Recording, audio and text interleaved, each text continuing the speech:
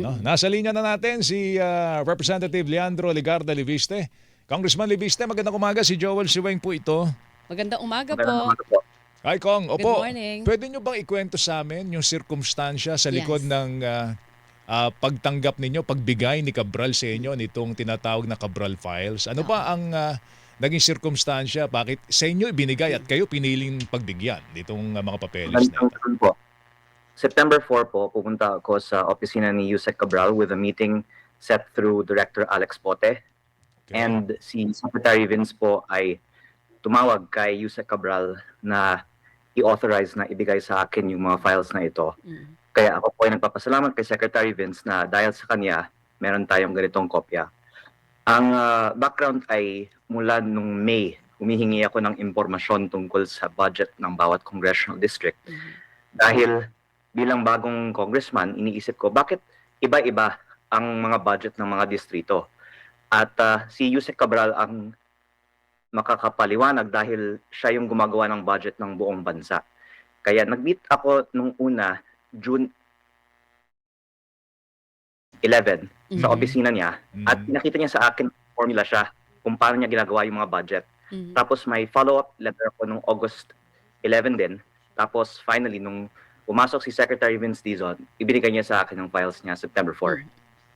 Gaano kakapal ito, Congressman Liviste? At ano po ang nilalaman ng Cabral Files? Ito ay listahan ng lahat ng mga projects sa DPWH budget at para sa bawat isang proyekto, may nakalagay na proponent at saka iba pang mga notes. At actually, napakakapal ito kasi ito ay file eh. Hindi siya hard copy. At maganda sana kung ang DPWH ang maglabas nito para pwede din sila ang magpaliwanag kasi sa napakadaming datos dito, mas maganda kung may paliwanag din para sa datos na ito. Actually, mas maganda nga yun, Weng, ang DPWH ang maglabas kasi kung kayo maglalabas, baka questionin, wala nang mag-authenticate nito. Namatay na yung taong pinanggalingan nung mga papeles at kung ilalabas niyo baka ma-question pa ho. Siguro mas maganda nga kung ang DPWH mismo maglalabas itong mga papeles na ito, Congressman. Tamang-tama po. At maganda din dahil maraming mga nakapangalan din dito na siyempre lahat sila magre-reklamo pag lumabas na ito. Pero kung si DPWH ang maglabas, si DPWH lang yung magpaliwanag. Congressman, ang listahan na ito ay, sabi niyo, lahat ng projects. Ibig sabihin, kasama dito ang questionable insertions at legal insertions. Opo. Ang listahan ito ay ipinakita ko sa ICI noong November 18 and 19 at Ombudsman noong November 26. At sinabi nila, ito ang unang beses na kita ito, pero ito ay talagang makakatulong sa kanilang investigasyon kasi meron silang listahan ng mga ghost projects na hindi nila alam sino yung proponent na nagpapondo. At dahil sa listahan ito, nakikita nila sino yung proponent.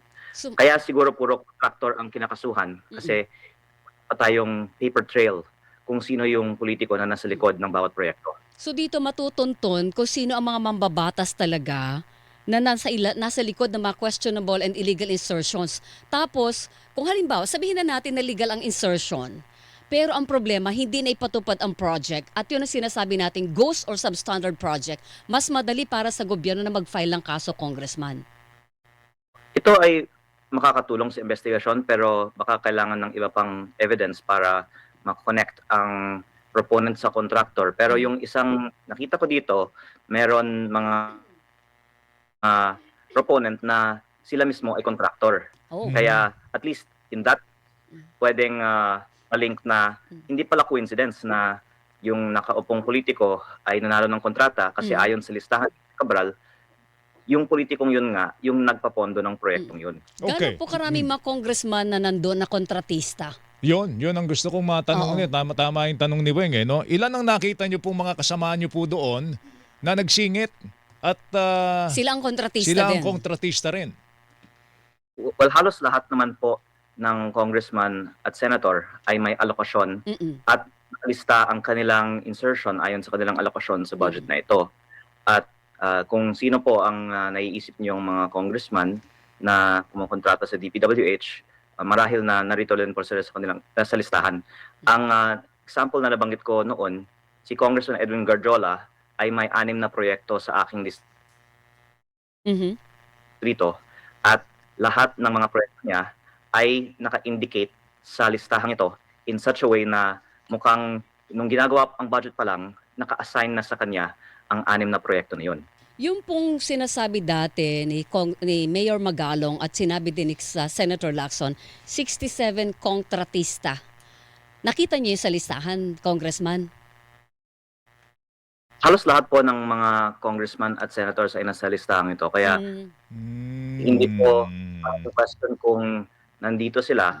Siguro yung pwedeng i-research is kung anong meron sila dito, Mm-mm. sila ba ay may kaugnayan Mm-mm. sa kumpanya na gumagawa ng proyekto. Mm. And kung sakali po, sapat na ba ito na magiging basis para magsampa ng kaso, Congressman? Naniniwala kayo na ito pwede na maging basihan o kailangan pa ng dagdag na mga dokumento at paper trail, ika nga? I think yung testimonya ng ibang mga opisyal ng DPWH ay makakatulong. At ang isang magandang gawin din ngayon ay protektahan ng DPWH lahat ng mga staff sa opisina ni Yusek Cabral. Okay. Naipahatid nyo na ba kay Secretary Vince ang inyo pong posisyon na dapat ang DPWH ang maglabas nito pong listahan na ito? Ano po ang kanya naging tugon kung kayo po ay nag-ausap na? Opo, nung September 4 pa na pag-usapan namin ito kasi siya nga yung nag-authorize kay Yusek Cabral na ibigay ito sa akin. At may mga nagtatanong nga sa social media bakit sa lahat ng tao si Leandro ang may listahang ito. Mm-mm. Kasi nung nandun ako sa opisina ni Yusek Cabral, tinawagan ni Yusek Cabral si Secretary Vince at sinabi ni Secretary Vince, in the interest of transparency, ibigay mo na lang kay Leandro lahat ng mga files na meron ka. At sinabi ko naman, salamat Sec Vince, sana pwede nating maisa publiko din natin ito. At ang understanding ko after that meeting is isa sa publiko ito ng DPWH. Pero I guess marami din pong mga ibang konsiderasyon kasi napakadaming mga pangalan ang nasa listahang ito. Pero I was assuming na at the very least ang ICI at Ombudsman ay bibigyan ng listahang ito. Kaya binigay ko din po ang listahang ito nung nag-meeting kami ng ICI at Ombudsman. Congressman, hindi mo ba hiningi yung imprimatur, yung approval din ni Secretary Vince Dizon para maisiwalat nyo rin ang nilalaman ng Cabral files? I think sa ICI at Ombudsman okay naman. Mhm. Kasi sinabi naman ni PBBM na lahat ng mga dokumento ng gobyerno ay ibibigay access sa ICI at Ombudsman. Mm-mm. Pero para isa publiko ito, ang belief ko is mas appropriate na ang DPWH ang magbigay ng pahayag. At ang isang dahilan din dyan ay maraming ayaw na lumabas ito at ako yung sisisihin nila pag lumabas ito. Go ahead, Siguro matanong lang natin, kung lahat po ng senador, At lahat po ng congressman. congressman ay nasa listahan at sinasabing nagsingit o nagkaroon po ng insertion, all of them are suspect, Congressman? I think you have to understand, parang normal talaga ito na ang congressman at senator ay may alokasyon sa budget. Mhm. At noon lang, baka akala natin informal, pero now that there's a documentary evidence, pwede ngang investigahan ng connection ng bawat contractor na gumagawa ng project sa internally named proponent. Pero ang dadagdagan ko po, hindi kasi nakakasulat na siguro sa inyong listeners na congressman at senator may insertion. Pero marami din po ditong mga opisyal sa mga ahensya ng gobyerno bukod sa DPWH na may insertion. May mga secretary at undersecretary kahit walang kinalaman sa DPWH. Meron din flood control project. Ba, matindi. Can you give us names? Pahingi po ng pangalan, Congressman. Opo, kaya ako po gusto ang DPWH ang maglabas kasi baka kung anong mangyari pag papangalanan natin sila at kung masisi kung may maaapektuhan. Pero isang takeaway from this also is kailangan natin talagang ireforma ang sistema dahil yung pagbibigay ng flood control insertion naging siyang parang compensation eh. Parang kung nasa gobyerno ka, meron kang ganitong pribilehiyo na hindi naman tama kasi hindi naman dapat pagkakitaan ng mga insertion. Okay. Yung sinasabi niyo po na halos lahat ng mga congressman at senators, yan yung mga nakaupo noong 19th Congress. Tama po, Congressman? Pero pati sa 2026 budget po, Mm-mm. ang bawat isa sa amin sa Kongreso ay binigyan nilang pagkakataon na sumite ng mga listahan sa DPWH.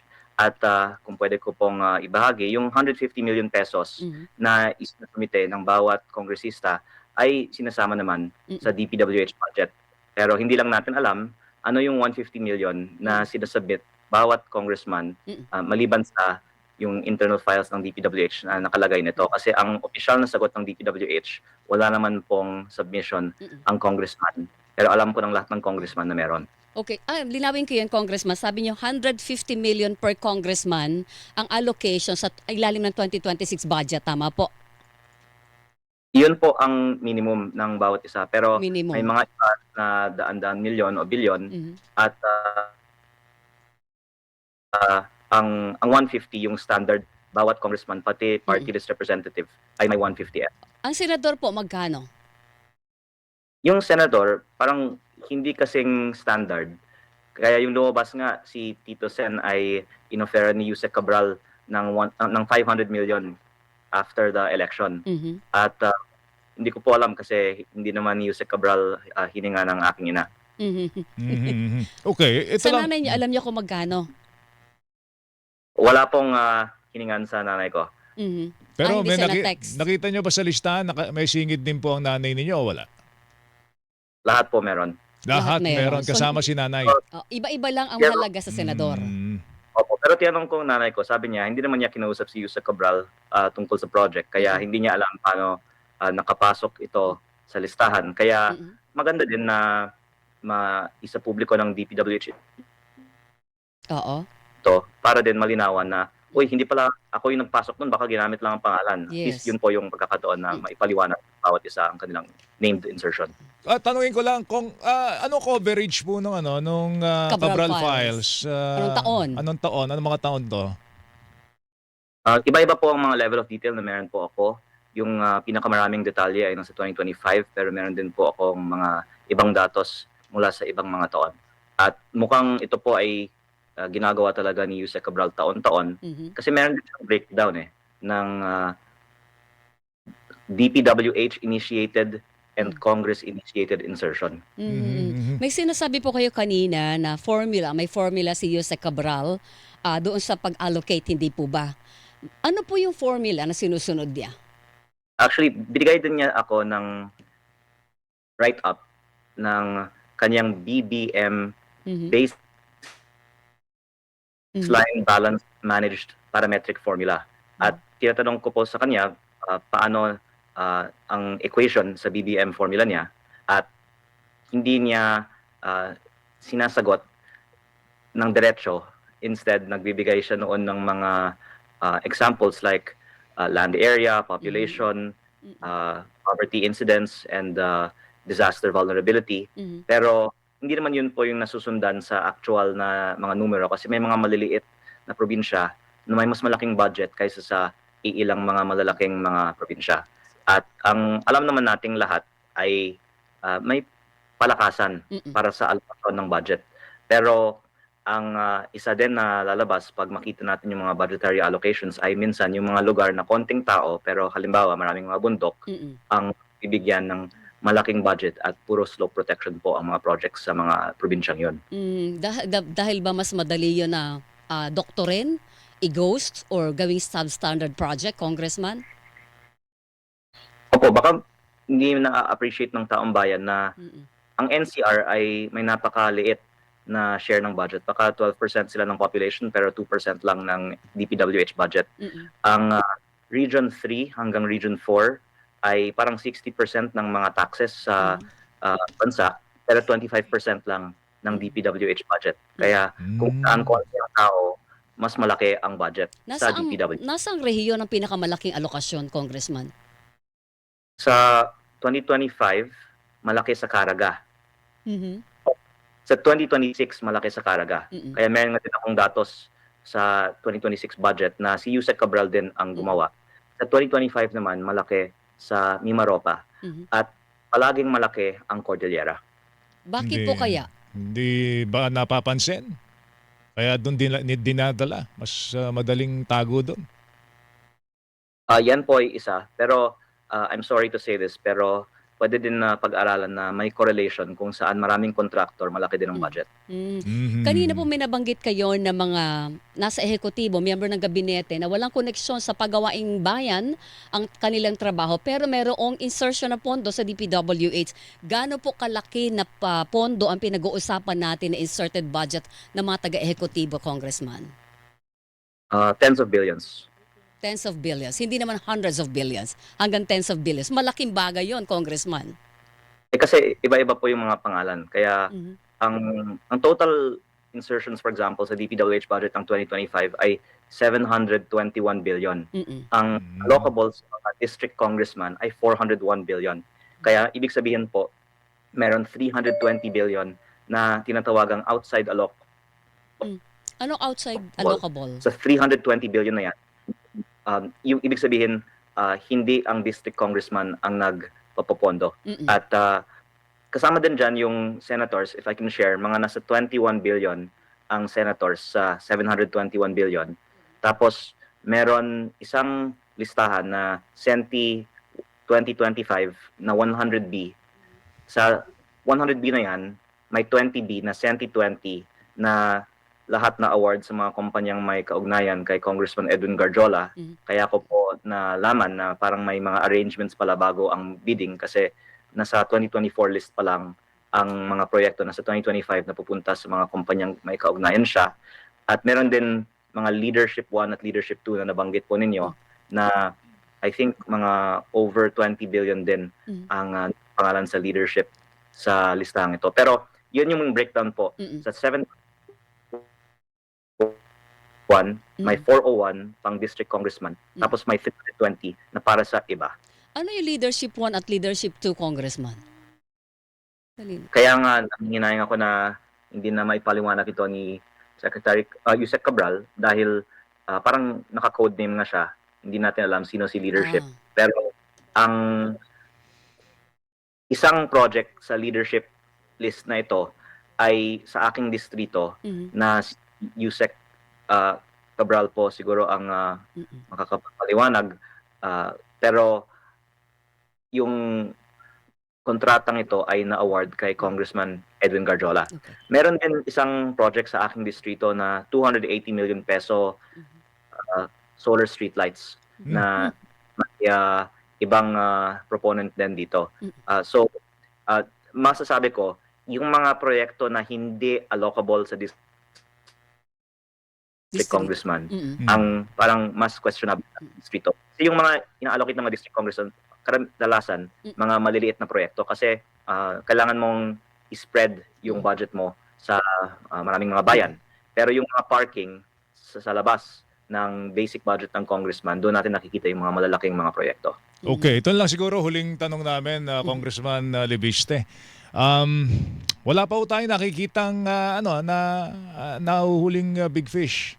Si Diskaya pa lang po ang merong warrant of arrest. Dito ba sa Cabral files na ito, tingin nyo meron na ho tayong mahuhuli ritong politiko na nandambong sa pondo ho ng bayan? Definitely, ang proponents ng insertions ang paraan para malaman natin sino yung talagang big fish. Kasi pag puro site inspection lang ang ginagawa natin, ang mga contractors ang may kasalanan sa substandard work. Pero kung malalaman natin sino yung proponents sa insertion, doon natin makonekta ang mga proyekto sa mga politiko. Kaya mabuti sana kung isapubliko ito ng DPWH at the very least ibigay sa ICI at sa Ombudsman. Isa na lang ako, Joel. Sige. Kanina po binanggit ninyo dapat protektahan ang mga staff ni Yusek Cabral. Bakit po? Kasi dito po sa file ni Yusek Cabral, nakalagay din yung mga staff na nag-encode ng mga line items. At kung sila nag-encode, baka meron din silang mga kopya nitong mga files.